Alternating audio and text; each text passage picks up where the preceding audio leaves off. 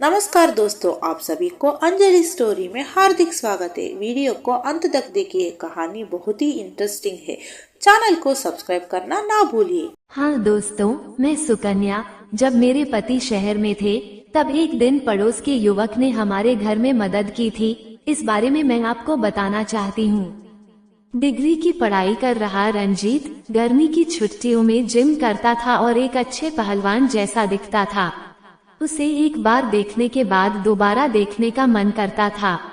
वह हमारे पड़ोस में ही रहता था। मैं भी देखने में सुंदर थी और घर में ही रहती थी। मेरी शादी को 6 महीने हो चुके थे।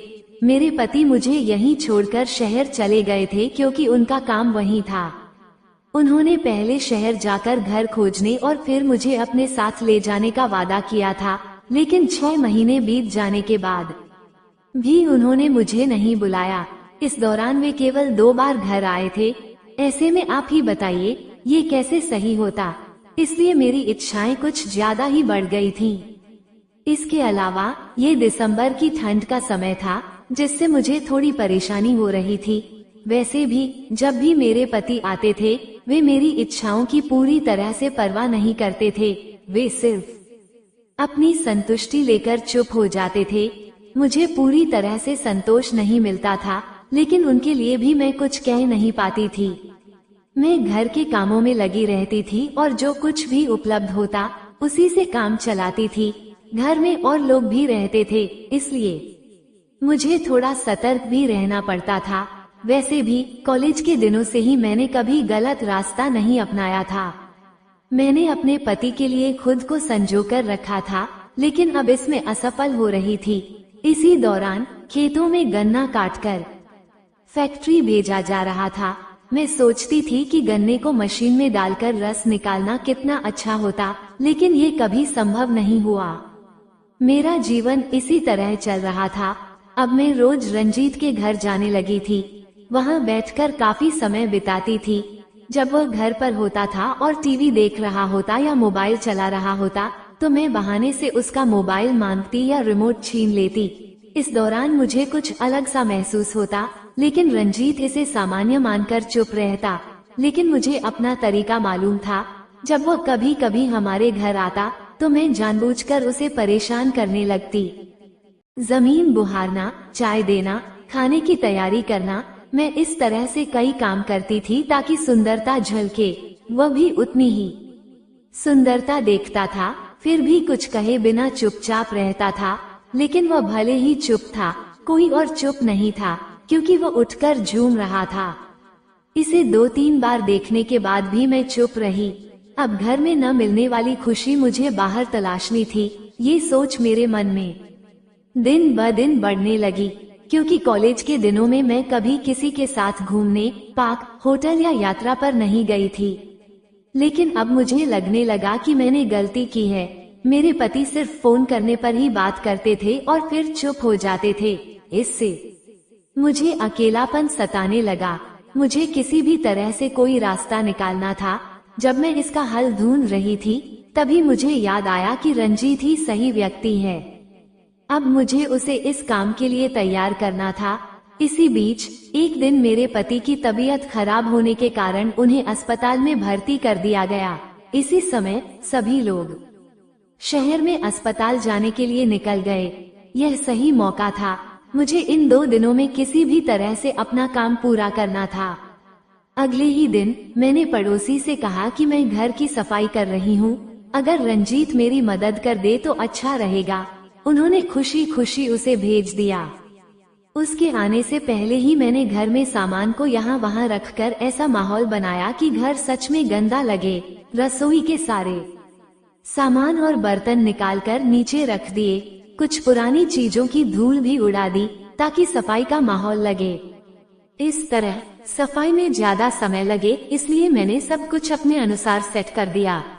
इसी समय गेट खुलने की आवाज आई। मैं यूं ही काम करने वाले की तरह अभिनय कर रही थी। वह मुझे आवाज देते हुए अंदर आ गया। घर में घुसते ही वह वहीं खड़ा रह गया, क्योंकि रोशनी में उसे सब कुछ साफ दिख रहा था। मैंने कहा, आओ थोड़ा मदद कर दो, ये सब अटारी पर चढ़ाना है। उसने ठीक है कहा।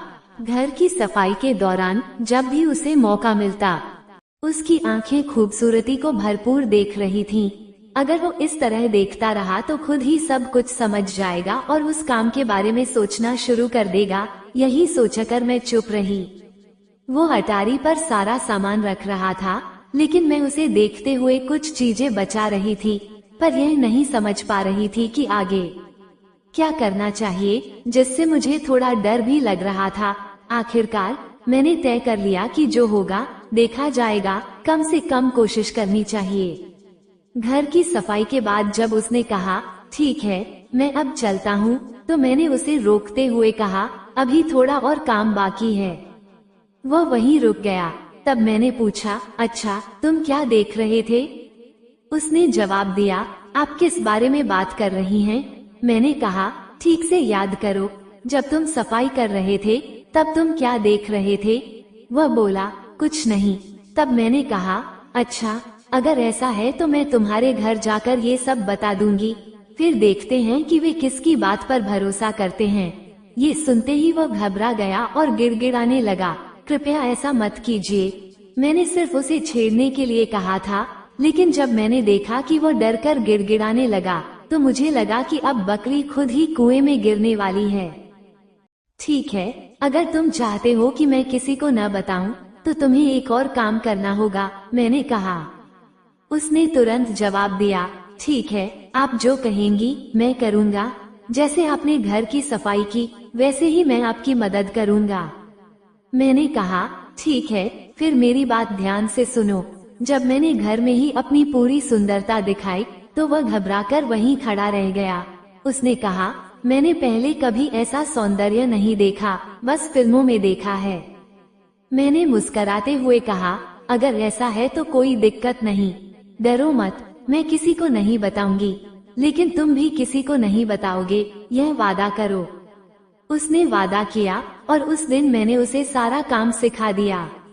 वह काम में इतनी लगन से लगा था कि घर की सफाई में जितनी मेहनत की थी उससे भी ज्यादा ध्यान इस काम में दे रहा था। उसकी लगन देखकर मैं खुद हैरान रह गई। उस दिन उसने मेरी सफाई में मदद की थी और कई महीनों बाद सही मायनों में घर साफ हुआ था। काम के बाद मैंने उसे बैठाकर थोड़ा पोहा बनाकर खिलाया।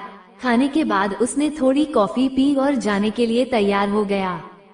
तब मैंने कहा आज तुमने मेरी मदद की, लेकिन अब से जब भी मैं कहूँगी तुम्हें फिर से आना होगा। उसने जवाब दिया अब से जब भी आप कहेंगी मैं ये काम करने आऊँगा। आपने मुझे सब कुछ अच्छे से सिखाया, पहले से ही मुझे इस काम में दिलचस्पी थी, लेकिन जब आपने खुद बुलाया तो सब कुछ आसान हो गया। इसके बाद जब भी मैं उसके घर जाती या बाहर जाती तो समय मिलने पर मैं उसे अलग अलग तरीकों से सिखाने लगी। वह भी ध्यान से सब कुछ सीख रहा था। फिर एक दिन मैं शहर आ गई। अब मैं यहाँ घर पर ही रह रही हूँ। अब मेरा जीवन फिर से पहले की तरह अकेला हो गया है। दोस्तों, अगर आपको ये कहानी पसंद आई हो तो इसे लाइक करें और हमारे चैनल को सब्सक्राइब करें।